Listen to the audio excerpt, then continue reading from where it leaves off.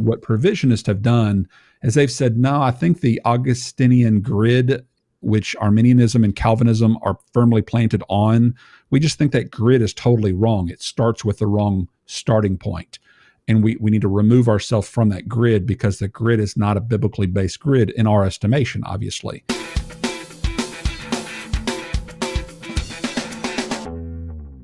You advocate for a view called provisionism, which might be unfamiliar to a lot of people. Whenever they're having conversations, the conversation will be Calvinism and Arminianism, or Wesleyanism, or Wesleyan Arminianism.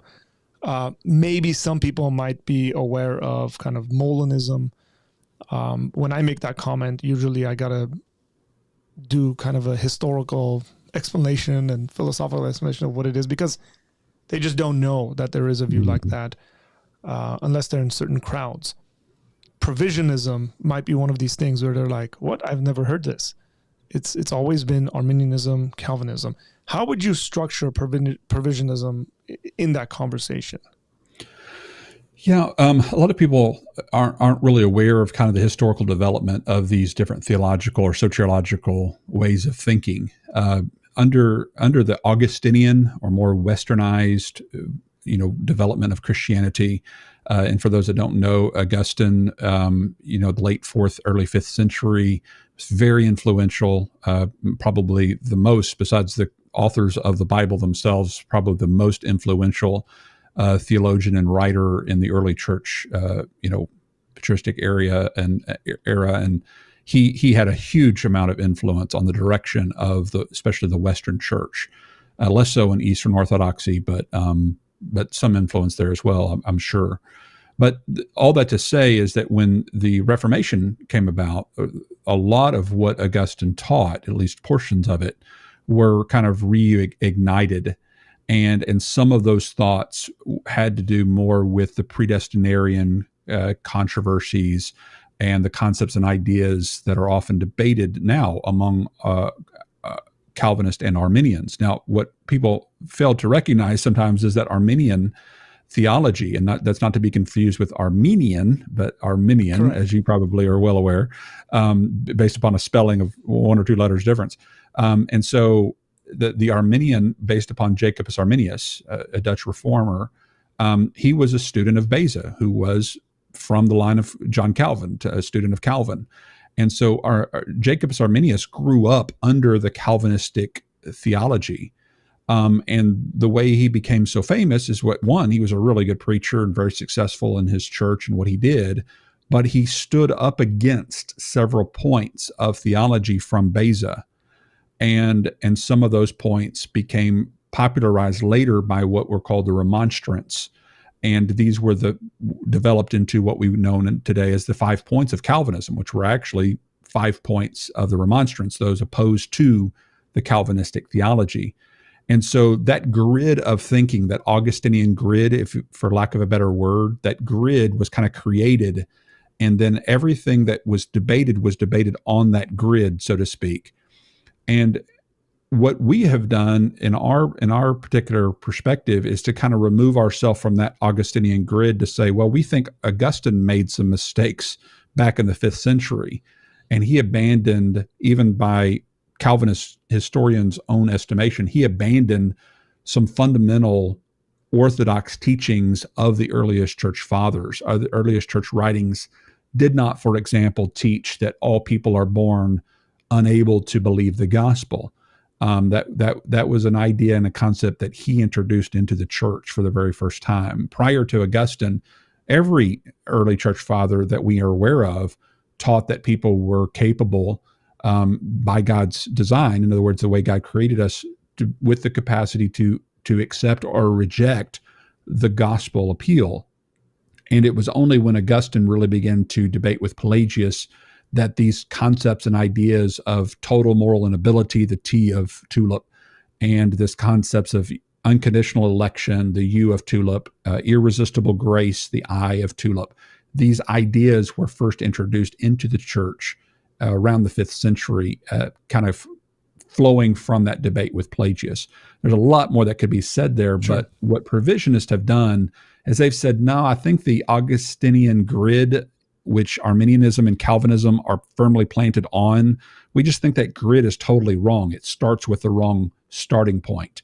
And we need to remove ourselves from that grid, because the grid is not a biblically based grid in our estimation, obviously. And so we drop this concept and idea that people are born totally unable to believe the gospel when it's plainly presented to them. And we think, no, God graciously created us with that ability. In the image of God, we have the capacity to respond positively or negatively to the gospel when it's made known to us. And there's no reason biblically that we can find to say otherwise. And so that becomes a kind of a dividing point between our position and what the typical Augustinian might believe. Let me ask you a clarifying question, because I can see someone listening to what you just said and immediately think you're somehow denying original sin or total depravity, or anything like that. So can you comment on kind of how you could have the ability to believe and accept, and that is distinct from kind of the conversation about what it looks like in regards to the sin? It all comes down to definitions. This whole debate, you got these are you a Calvinist? Well, what do you mean by that? Define it. Are you an Arminian? What do you mean by that? Define it. Are you a semi-Pelagian? Well, what do you mean by semi-Pelagian? Yeah. All these different labels are just thrown out there. And oftentimes people don't take the time to carefully define what they mean by that label, because these are man-made labels that don't have a uniform monolithic definition behind them. Different theologians define these things differently. And so we talk past each other oftentimes. And so some people say, well, you deny original sin? Well, I say, okay, well, what do you mean by original sin? Because obviously the original sin happened. Adam sinned originally. Adam and Eve sinned in the garden. That was an original sin. Do you believe Adam and Eve, when they fell, did it have consequences? Well, of course I do.